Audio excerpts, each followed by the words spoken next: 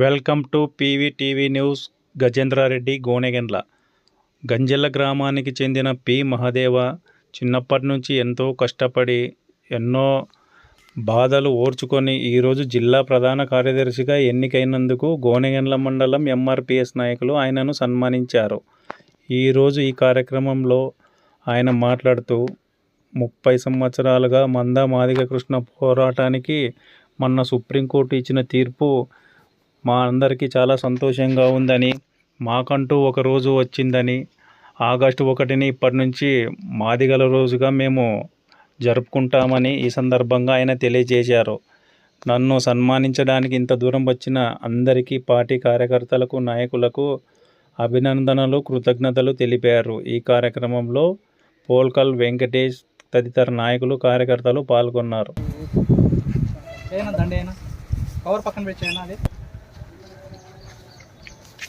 చెప్పండి కొట్టండి అందరూ.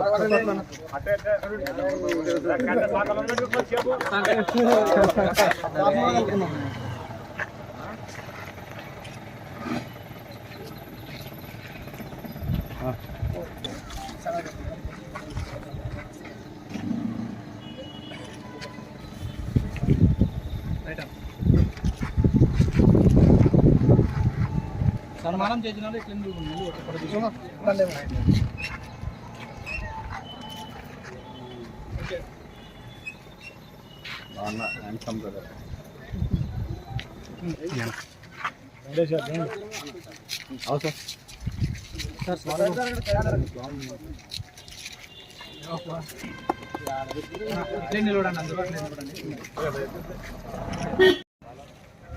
మాదిగ రిజర్వేషన్ పోరాట సమితి ఎంఆర్పిఎస్ మాదిగ దండోరా ఉద్యమం స్థాపించినట్టు 1994 నుండి మరి ఇప్పటి వరకు 2024 వరకు ప్రకాశం డిస్టిక్కు ఈదుమూడి గ్రామంలో శ్రీ మందకృష్ణ నాయకత్వంలో అన్నగారు చేపట్టినట్టు ఎంఆర్పిఎస్ ఉద్యమం ద్వారా ఈదుమూడి గ్రామంలో 8 మందితో చేపట్టినట్టు 1994 నుండి ఇప్పటి వరకు సుదీర్ఘంగా మరి అన్న మాదిల పక్షాన అండదండగా నిలిచి మరి ఎంతో ఆయన శ్రమించి ఆటుపోటులు మరి తట్టుకొని ఇంతవరకు 30 ఏళ్ళు సుదీర్ఘంగా మరి కంటికి రెప్పలా ఉనికి చాటుకున్నట్టు మందకృష్ణ అన్న గారికి మేము ప్రత్యేకమైన వందనములు తెలియజేస్తూ ఉన్నాం.